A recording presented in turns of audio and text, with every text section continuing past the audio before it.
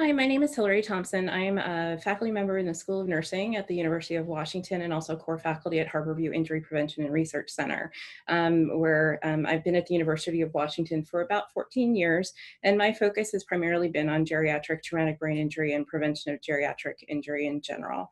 So I'm excited that people are joining us from across the country. I'm originally from Virginia, so yay, Virginia. We'll go ahead and get started and take questions at the end if there are any. So I just wanted to point out that there are significant trends in gerotrauma, and folks working in the field probably know this, but although older adults in general in the United States only constitute about 12.5 to 13% of the population, they represent overrepresented in trauma admissions by almost a full another 100%. So significant number of trauma admissions, and this is just growing over time. And this, even after adjusting for the fact that we know that there are more older adults in the US and globally, still older adults' injury and hospitalization rates are increasing. And injury is a significant cause of death in persons over 55 years of age. When we look specifically at traumatic brain injury, we know, again, similar to the trauma population in general, 25% of traumatic brain injuries in the United States occur among those adults 65 and older, which is a traditional definition for what an older adult is. Although if you look at the triage guidelines, they recommend thinking about someone as an older trauma patient at 55 or older. And so some of the studies and work that have been done have a highly variable rate or around what is considered an older adult. But the vast majority, because of Medicare population, consider it at 65 or older. And similarly to the majority of traumatic brain injuries across all populations, the vast majority are considered mild head injury. And when I put mild in quotations here, because as people know, a mild isn't a mild, it can often have significant and long-term sequelae. But at least from the initial classification of the head injury, the vast majority are considered mild. Again, older adults have highest rates of death, highest rates of hospitalization when we look at traumatic brain injury across. And when we look at the TBI-related deaths, again, more than a quarter were in persons 65 and older. When we look at trends of hospitalization from TBI across time, and so this, I've looked at this starting back in like 2003, and this is a continued trend. You see on the left, these are 2006 rates of where across the different age groups on the left-hand panel that have been rates of hospitalization.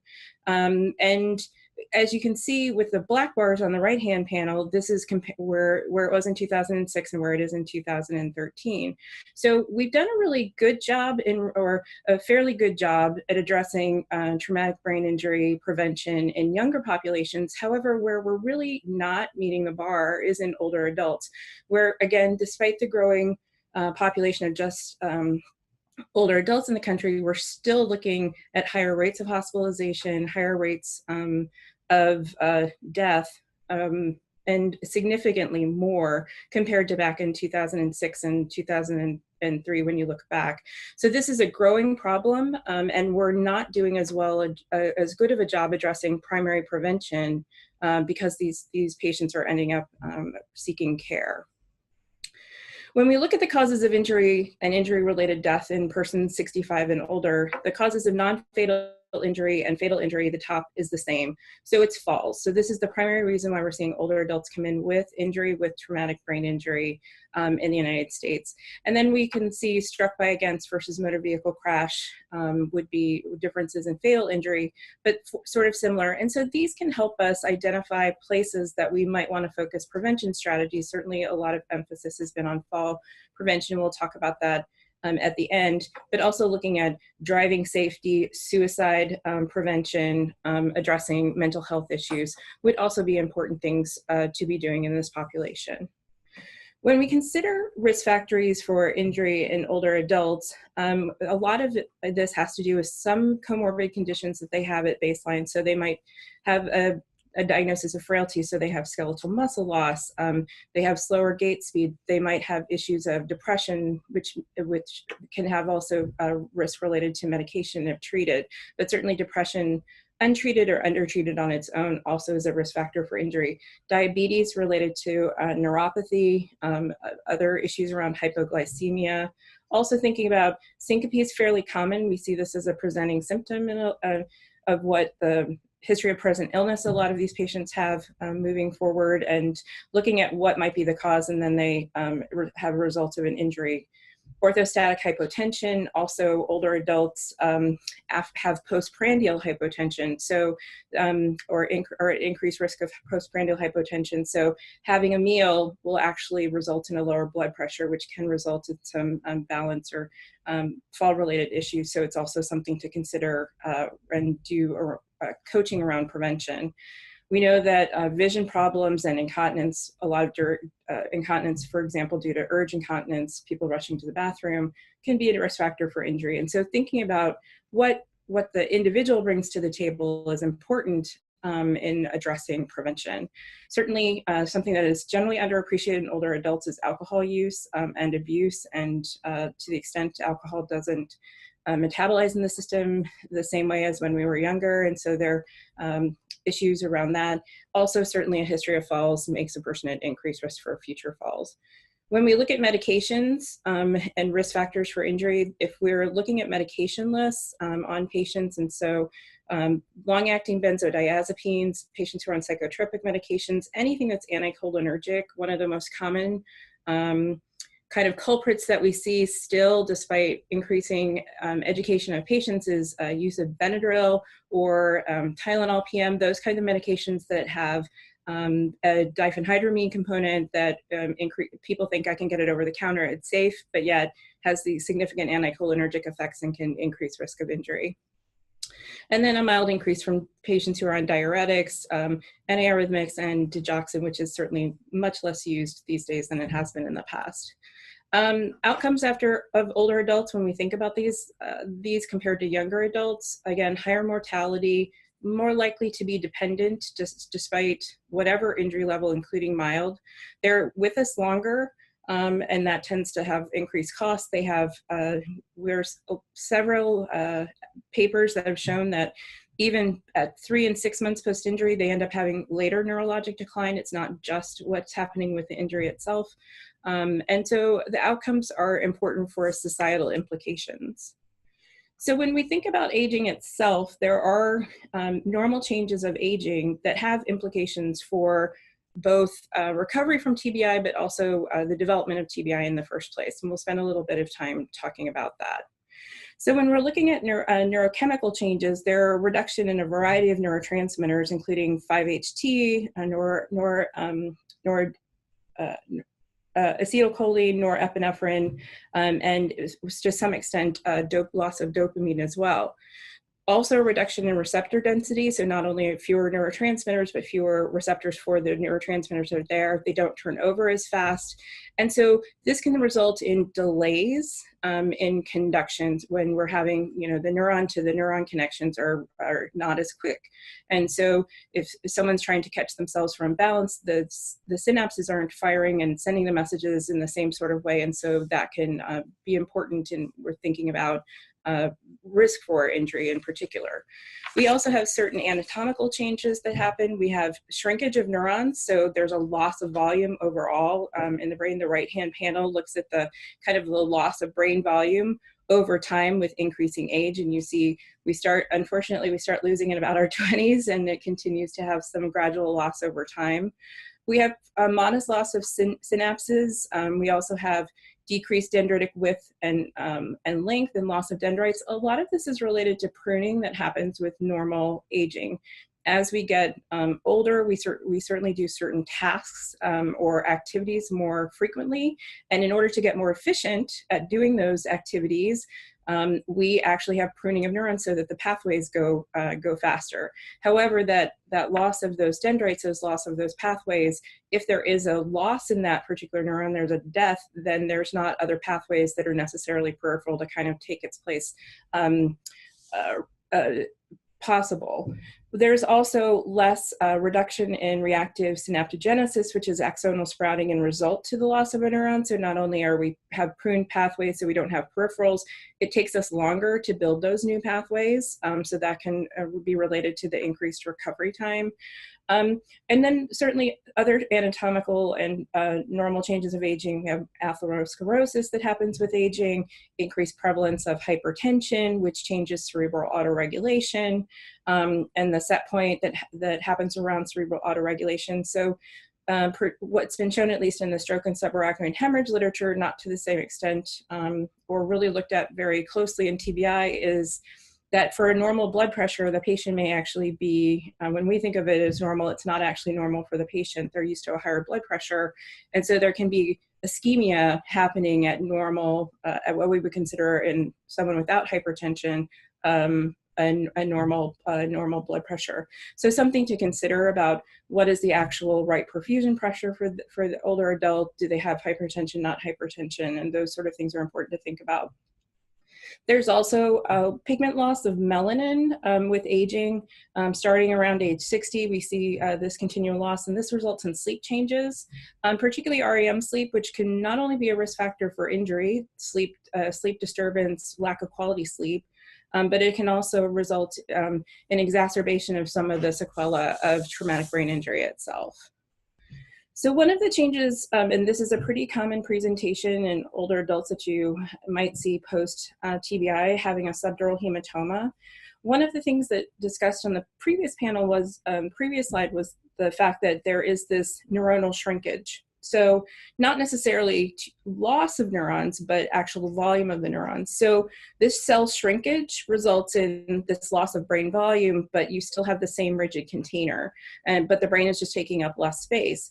So if there is a bleed, for example, subdural, then there's more room for that to expand without the patient having symptoms. Or signs of the fact that they have this injury going on in the head. So they often will present later compared to someone who's younger, because they didn't notice that they're having motor deficits. They didn't notice the sort of change in mental status. This is obviously, has shift and a lot of edema, so this is pretty severe. But you can have patients presenting with chronic subdural hematoma who didn't know they had an injury in the first place, or didn't appreciate it, or certainly acute on chronic as well. And so this is a common presentation, but a lot of it and the delay is related to the cell shrinkage. And a lot of older adults are also on anticoagulants or antiplatelets, which increase the risk of bleeding problems. So we were interested in this issue a number of years ago. My mother actually experienced a traumatic brain injury and was having some issues. And I think, like any good researcher and good clinician, I went to the literature to find out what we could do to improve the care, improve what we were doing for her at the time that she had what was considered a quote unquote mild TBI, and realized that there was not really much in the literature back in 2006 about what's happening with older adults. Know that they have worse outcomes, mortality rates at 50 plus were higher, and the same things, there's more dependence, they're in the hospital with us longer, they have longer recovery time and increased cost of care. But sort of the etiology and what we could do about it, why that was happening, was not really known. Unfortunately, moving towards 2018, we still don't know as much as we would like to, and there's still a lot of unanswered questions out there. And there was a recent review in the Journal of Neurotrauma kind of updating this that was published, I think in February's edition, out of the group at UCSF.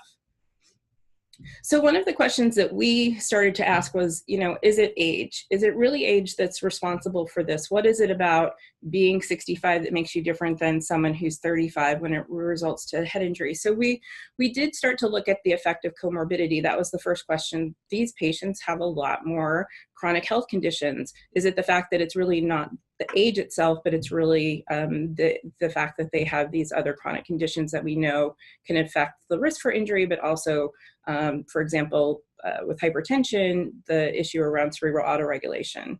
And we certainly looked, and this has been seen in other studies, hypertension is the number one. It's very prevalent in older adults, so it's not surprising that it's also prevalent in older adults who have had a traumatic brain injury.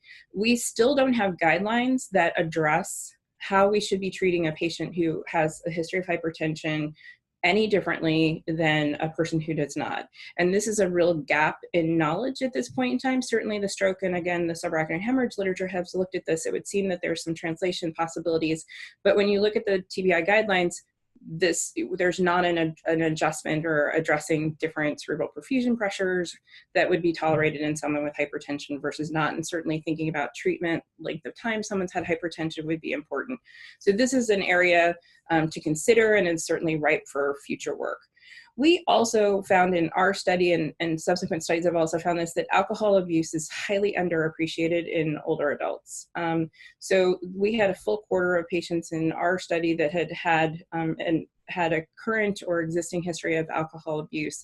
And when we've gone and done subsequent studies looking at whether or not people are being assessed usually for use and abuse of alcohol, it's certainly in older adults, it's not appreciated as much. When we look at the history, it's generally absent. And so again, this is an important point for thinking about, for example, chronic subdural hematoma presentation.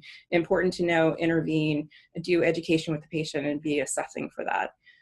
Other points, looking at cardiac arrhythmias, maybe because it's increased injury rates, being aware around medication use. We certainly have seen a lot of patients who don't necessarily know about taking their medications, what the side effects are, and what they should or should not be doing afterwards. So a lot of this is also would be a point around looking at patient education, better patient education when we prescribe new medications or change medications about the risk factors of injury. We've also were very interested in looking at not just around, is it the fact that they have a chronic health condition that's putting them more at risk or having impact? What are the relationship between these, particularly vascular comorbidities that we have an interest in, and looking at health status later on? So we classified patients into low vascular risk or high vascular risk. Things that were considered high vascular risk are someone with a known stroke or cerebral vascular disease, someone who has hypertension, and then also looking at various types of dementia that would have a vascular component. And patients who had a high vascular risk had worse physical functioning at 3 months post-injury. There were not significant differences in their mental component score, but adjusting for age, injury severity, and type of insurance, there were differences in physical functioning. So again, this is an underripe area, a ripe area that is understudied and underappreciated with older adults with TBI. We also were interested in looking at comorbidity in general, and we know that they're prevalent. When we looked at it in a large sample, representative sample, the NSCOT study from across the United States, we looked to see whether or not the presence of these comorbid diseases, the chronic health conditions, were predictive of death at discharge, and they're not. But at 1 year, they are predictive, meaning that we might do a good job managing these patients and their chronic conditions in context while they're with us in the hospital. But once they transition back to home, back to community, other settings, we actually don't necessarily do a good a job as keeping that trauma in consideration with both the chronic health conditions. So a lot of work has been done, not necessarily in trauma patients, but certainly congestive heart failure, MI, pneumonia patients around transitions of care. This is another ripe opportunity for improving care to older adults by looking at transitions of older trauma patients, and what we can do to support that transition back to primary care, back in the context of the injury, but certainly is an area ripe for intervention as well. We were also very interested in thinking about, just from my practice, I'm a nurse practitioner and a registered nurse, looking at what's the role of the provider in geriatric traumatic brain injury outcomes. Certainly anecdotally heard a lot of bedside conversations about, they're older, they're not going to do well, and thinking about what we might offer, and prognostic models. Some of the prognostic models that have been developed really had a very low number of older adults in the sample. And so when you pretty much put in anybody who's over 65, it gives the worst outcome, and you can change it to 85. It doesn't really change the prediction model. So the currently available models for prediction of outcome because they were based on fewer older adults, don't necessarily do very well, and actually work out of the injury center done by John Staples when he was here with us has evaluated both those models and shown that there are some gaps, particularly with older adults. So prediction models aside, there are certainly age biases in healthcare.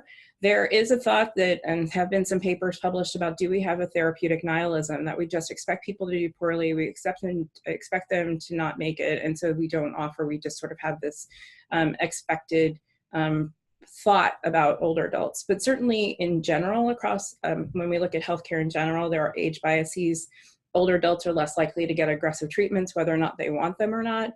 They're not seen in candidates for health promotion programs because it's too far along the pathway. And similarly to what I'm mentioning about the prediction models, often they're an exclusion criteria. You keep the age range of the population less than 65. You don't include older adults, or you don't include people over a certain age. And so then we don't really know, when we're looking at the literature and what the evidence says is best practices, is this really best practices for older adults? Does it apply to older adults? And so this is, again, a gap that has limited our ability to provide best practice, best evidence-based care to older adults following geriatric TBI and other issues. We also certainly know that older adults are less likely to be triaged to the appropriate level of trauma care. They're correct. Linda Sheets has looked at this in a number of studies, but it's difficult for a lot of reasons. They might have those age-related changes. There might be medications that blunt some of the normal signs that we would be looking for. Like, again, the comorbidity, thinking about the type of injury. And as people increase in age, there's an under triage to the right level of care. And the rates are reported in literature to be between 40 and 60% of older trauma patients don't get triaged appropriately. And part of this is certainly not just the effect of the provider, but patients themselves or families do not want them to go out of the community. So it is there are social aspects and to consider around what are the risk benefits, what are patient preferences that also play a role here. When we also look at, and I alluded to this earlier, thinking about the ability to obtain an accurate history, we did studies looking at this in our trauma system, and from patients had an average length of stay of more than 20 days, but yet at discharge had no data recording medical history in the records. And this was because at the time that they presented, they weren't able to respond, they weren't able to give history, but certainly in 20 days, one would hope that you would be able to get a picture from either the patient family or their family of choice. But again, about 15%. So we don't know that they were on statins before they came in. We don't know that they have a history of hypertension. We don't know. And so they might not be restarted on medications that would have been important to keep them on. For example, if a patient has a history of Alzheimer's disease, the literature shows that it's better to keep them on Aranesp versus start and stop it. Certainly no benefit, and it has been shown to be no benefit for starting people on who haven't been on it. But those sorts of things would be important to know.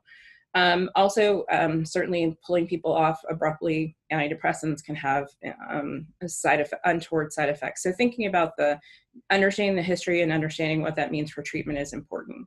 But when we did look at patients who had a history, at least 80% had at least one pre-injury condition. And so again, it can complicate diagnosis. We might not appreciate certain things that are happening. For example, increased bleeding. If a patient happens to be on a beta blocker and has a blunted heart rate response, that might be something that we don't see.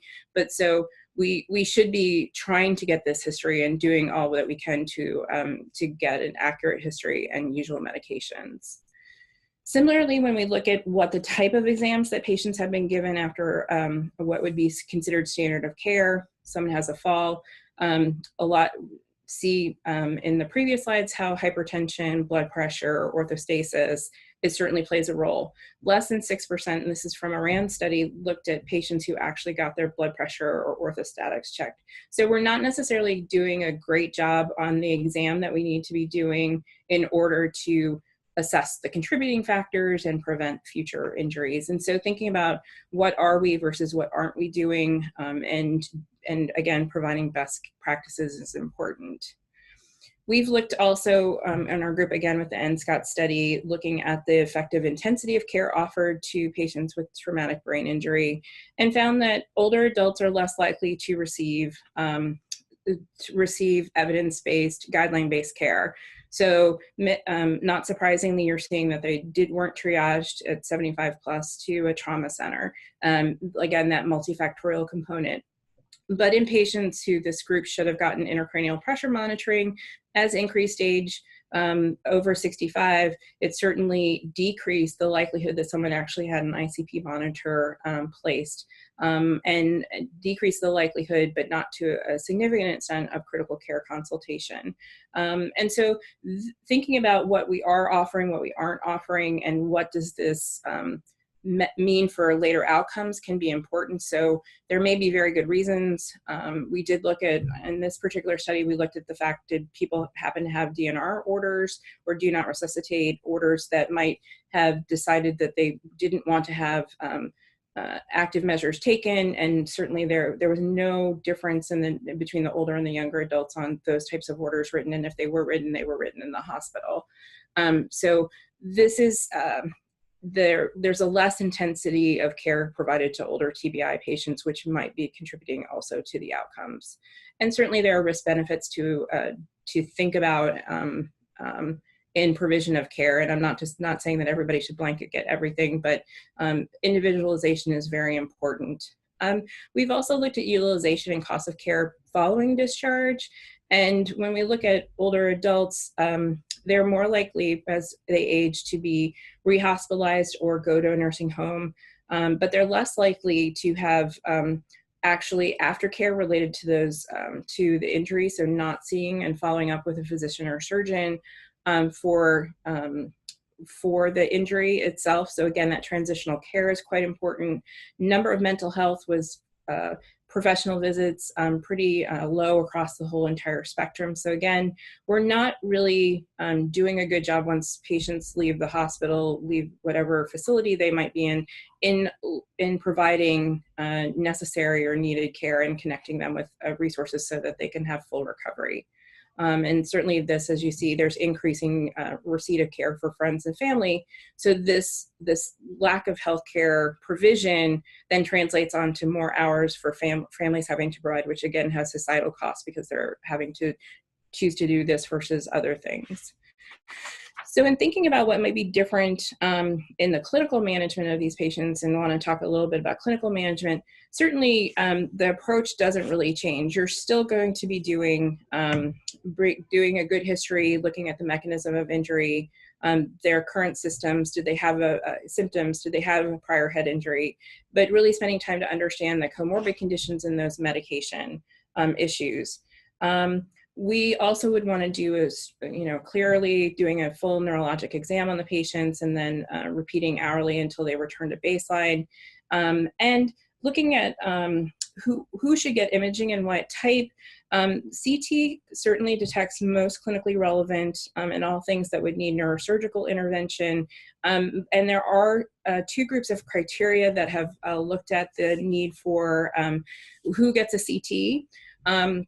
In the Canadian criteria, anybody who is 65 or above should have a head CT. So this has an age component, as do the New Orleans criteria, say 60. So there's a little bit of difference here between the two, but they both look at age as a factor for patients needing to have CT done for full evaluation. Both of these criteria, you might be using them one or the other, hopefully one or the other. In your settings, if you're in acute care ER, both have high sensitivity, but the Canadian is a bit more specific, resulting in fewer CTs being performed. And these can definitely, using these rules in non-older adults, can certainly help to define what is complex mild TBI or a mild TBI that has some intracranial pathology. But to be aware that those are existence.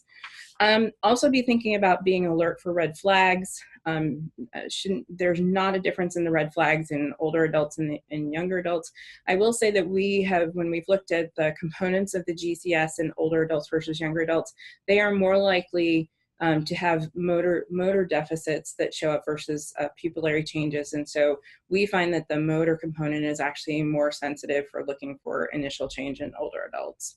When we're looking at the red flags are on the left-hand panel, the biggest thing for whether or not a patient might be discharged from the ER or hospital is looking at should they be back to baseline for their mental status definitely prior to discharge. And for most, not all, this will be a Glasgow Coma scale of 15. They'll be full motor strength. Again, understanding, did that person come in with frailty? Do they have other deficits? So understanding the baseline is really important, and alert and oriented. And it's also similar to younger adults, knowing that you need to set expectations. It's not that a patient should expect that symptoms are going to resolve during that initial period. You know, they're not going to be fully symptom-free by the time they go home from the ER if you are discharging them. But the expected trajectory, so set that expectation, is gradual symptom resolution, generally over 7 days to a few weeks. And there is no specific drug to treat TBI, telling patients to avoid opioid sedating medications, avoiding, for particularly a lot of older adults, thinking about the balance of the risk and benefit of they might have been on non-steroidal anti-inflammatories or low-dose aspirin. You generally will continue low-dose aspirin unless there's a real concern, but the non-steroidal anti-inflammatories may be something that they're taking for osteoarthritis, and so there's a lot of controversy over whether or not to continue them, and stop, and at what time it's safe to restart. And that's looking nationally. There's, I'll just say, a great degree of variability even provider to provider, not just facility to facility. Telling patients to avoid opioids, avoid sedating medications, and then providing them about return to work, return to volunteerism as written instructions. A lot of people assume that older adults will just generally be retired and so won't actually have any sort of activity to go back to, but a lot of them are caretakers for grandchildren. They might be volunteering. I have most of the older adults in my study say, studies have said, I've never been more busy since I've retired. So just making that assumption that they're not going to have a return to a very busy schedule would be a bad assumption. And so again, providing those as written instructions of when they should resume normal activity. And then we look at symptom triggered and focused information. Who with mild traumatic brain injury? Again, this is 80% of older adults who have a head injury are going to have a mild traumatic brain injury. So this is the most common. Patients who have a loss of consciousness over 2 minutes, they're not back to that baseline mental status as per report. If their GCS is less than 15, they had certainly if they had an abnormal CT, seizures, any abnormal bleeding parameters. And you may want to consider if they live alone and don't have someone to follow up with them to consider having them be observed for the first 24 hours. So when we think about and talk to patients and caregivers and family members about their experience post-traumatic brain injury, one of the most common things that comes up across themes is that they wonder, they don't really can't kind of separate out, was it the injury that's causing this, or is it the fact that I'm just getting older? So I'm having more fatigue. Is it the fact that I had that head injury and that's what's causing the fatigue or sleep disturbance, or is it aging? Because there is some normal symptoms that increase in prevalence with aging. And so a lot of times older adults will not report them and will underreport what they're experiencing and how it's impacting their life because they just kind of brush it off and say it's related to normal aging. So it is critical to look at that review of systems to get that information and elicit it from older adults in order to promote optimal function and improvement. So when we've looked at a number of studies looking at the symptoms that get endorsed by 1 week, and this is true out to a year post-injury by older and younger adults, and it's really different. So the sort of the symptom clusters that we see in older and younger adults are very different. So if you're looking at younger patients, they're complaining of headache most frequently. You don't even see headache endorsed as on the top 10 list for older adults. Anxiety is also something they commonly endorse in younger adults, but we don't see endorsed very commonly at all in older adults.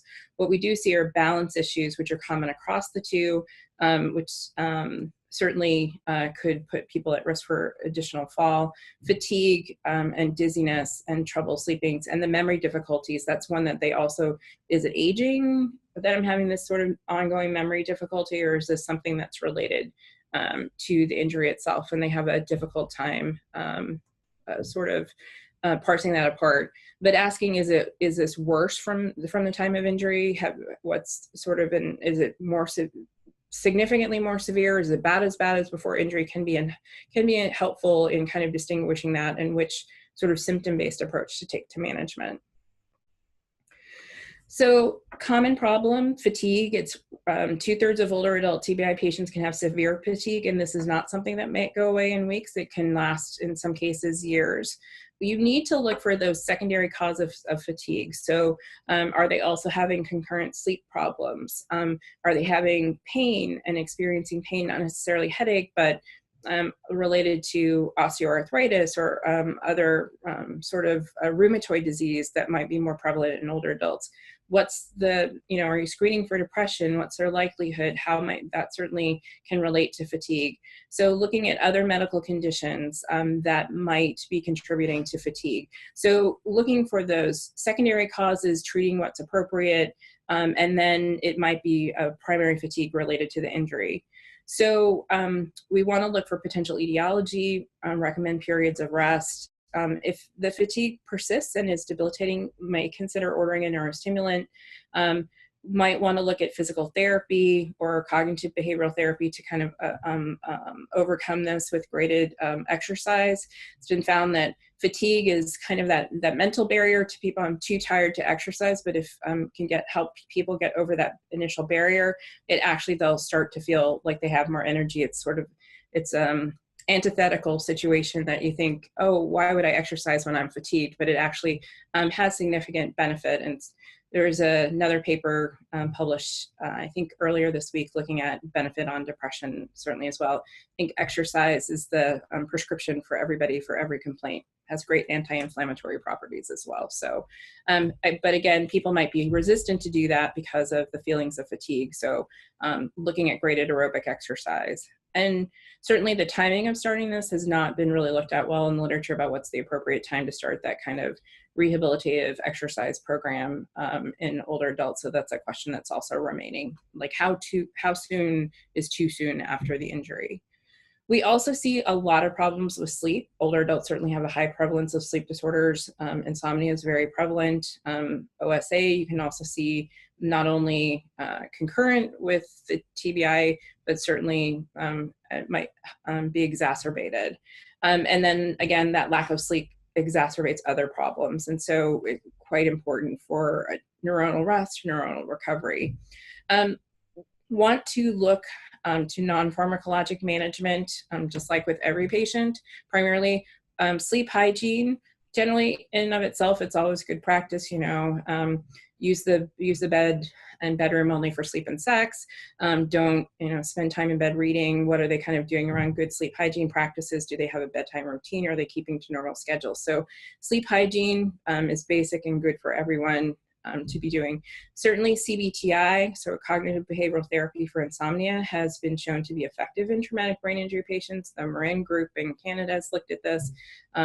We've had some students also look at this and show that it actually works really well in patients with mild and moderate TBI across various populations. And so this could be something patients could be referred, there are online programs, could be referred to someone who could do this program with them to improve their sleep, which may again result in improvement in other symptoms.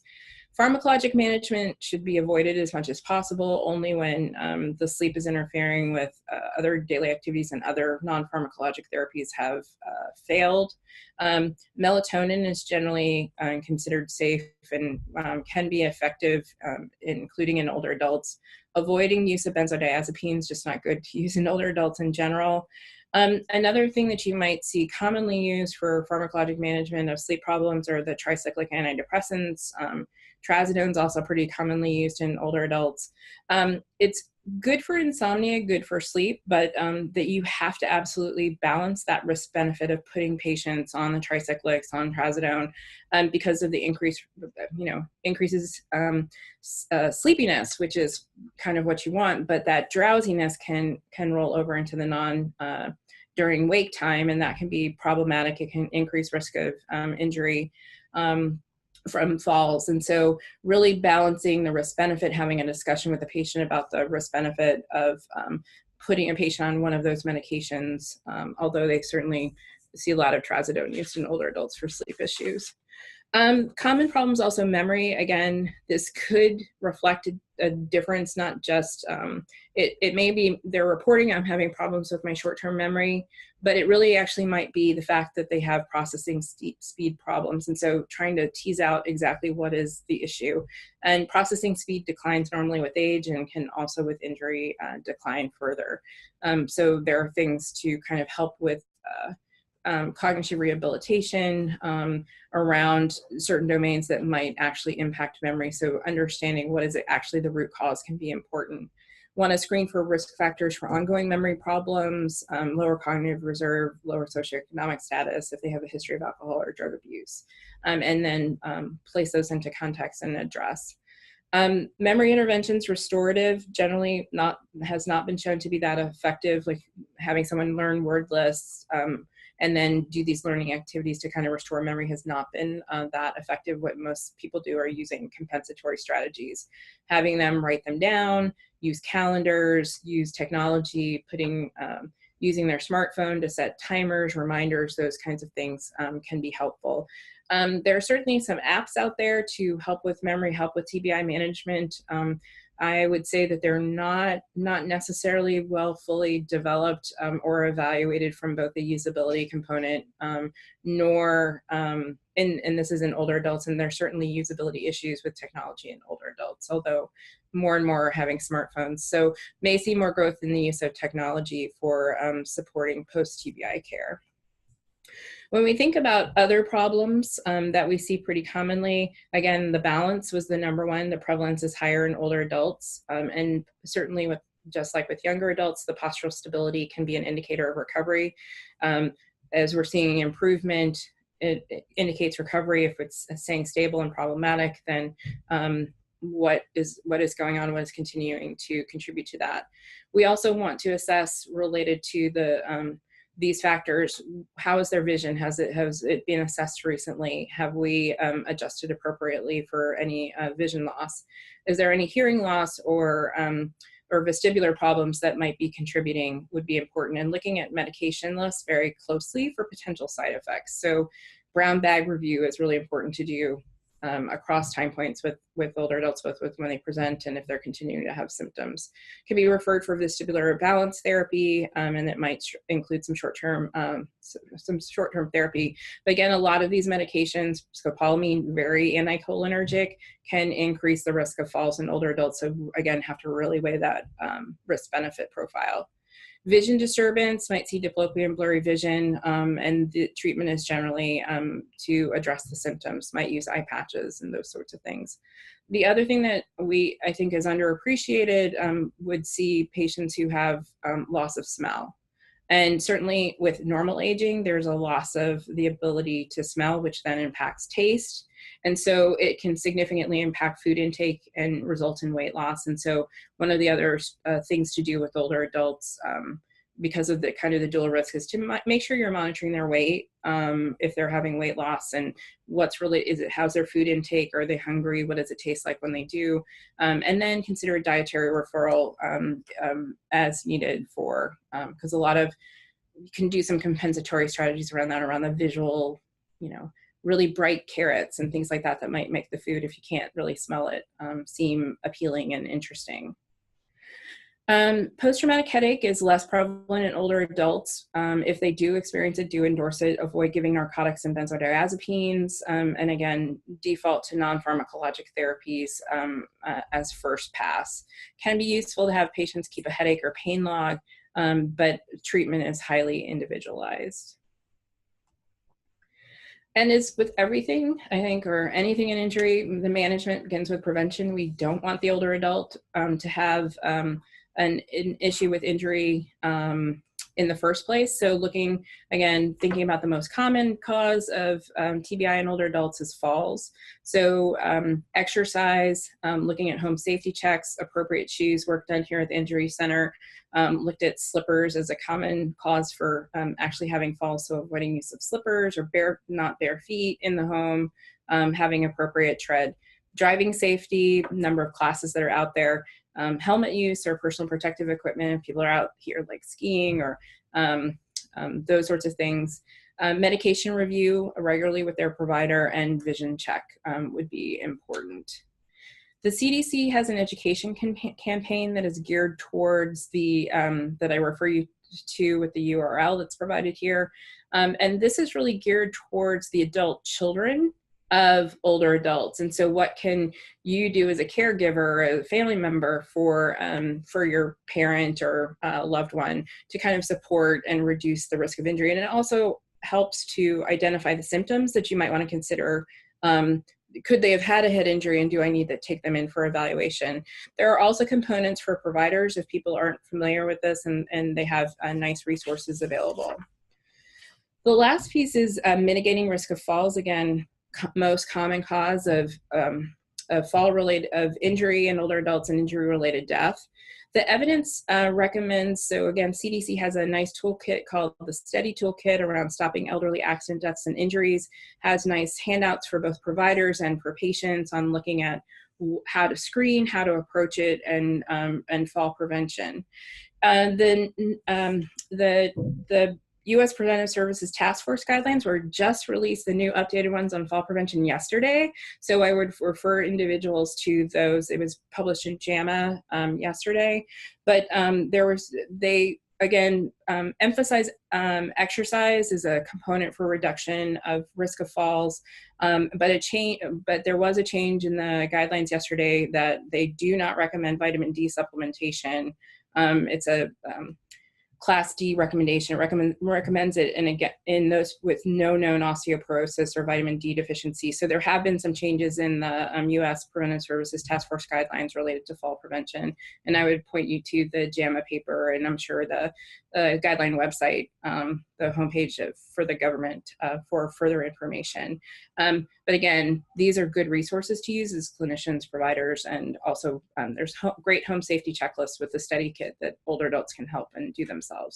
So have a few minutes for questions, if there are any.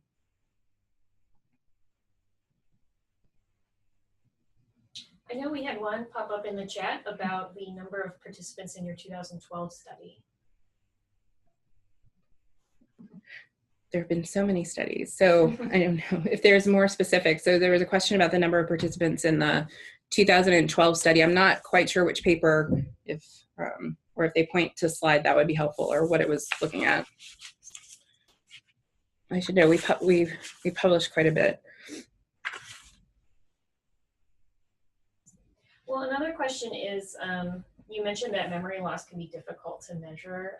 So are there practices or recommendations for determining if it's TBI related or if it's aging related around memory impairment? It's so the question was about understanding the complexity of memory loss and or memory complaints in older adults, and are there tools or strategies?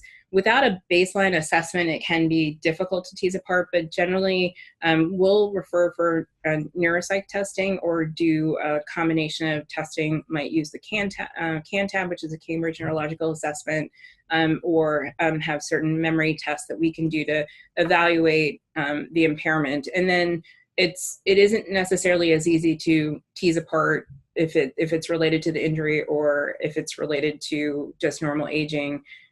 Although you can compare those to normal aging, to age and gender norms, and so have an idea of where they are kind of ballparky for what they would expect it to be expected to be.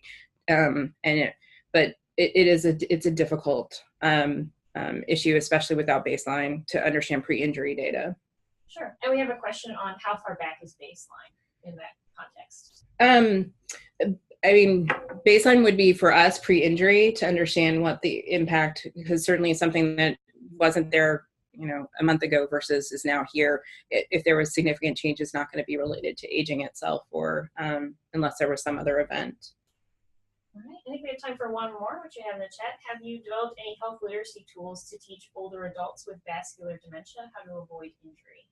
We have not. That's a great question. I think it's a great need. And I don't know that we have not specifically. There might be, we have a memory, brain, and wellness center here who might have resources, or other places that have resources, but our team specifically has not done that. Great. Well, that's all of our time, I think. So we are going to prepare for the next speaker. Thank you, everyone, for your great questions.